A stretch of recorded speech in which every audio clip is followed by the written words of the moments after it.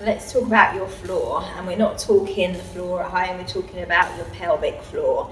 And a lot of us women and men suffer with a weak pelvic floor, all sorts of reasons, childbirth, bad posture, overtraining, training in different areas, overtraining your pelvic floor. If you do loads of pelvic floor kegels, sometimes that can affect your pelvic floor because it becomes hypertonic, so it's tight and it's rigid and it won't support you in the same way as a strong pelvic floor. Okay, so let's talk about what we can do to help our pelvic floor. Things like activating it as we breathe. So when we breathe in, our diaphragm lifts up and our pelvic floor contracts. Now, not a lot of people realise that, because in day-to-day life we shallow breathe, a lot of us.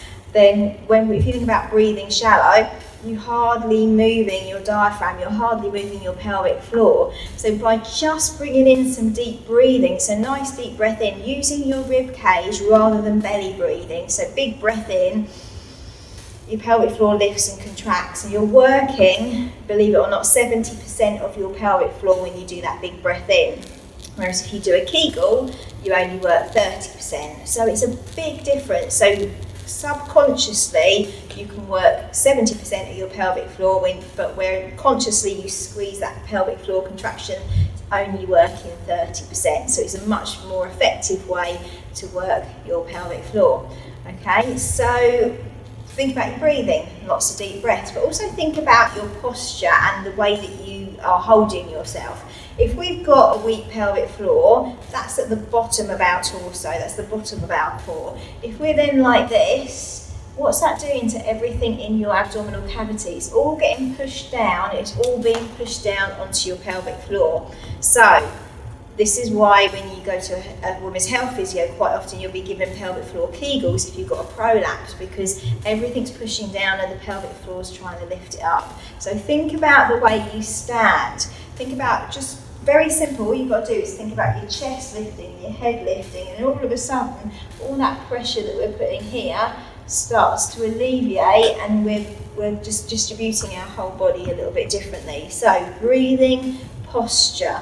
Things like when you're lifting things up, when you're picking up a toddler, picking up a bag of potatoes, some shopping, always think about engaging your core. So you pull it in and you lift, and then you should also actually feel that when you pull your tummy in, your pelvic floor is going to work as well, it's going to strengthen. So think about what you're doing in everyday actions. Think about your posture, think about your breathing, think about what you do when you lift things.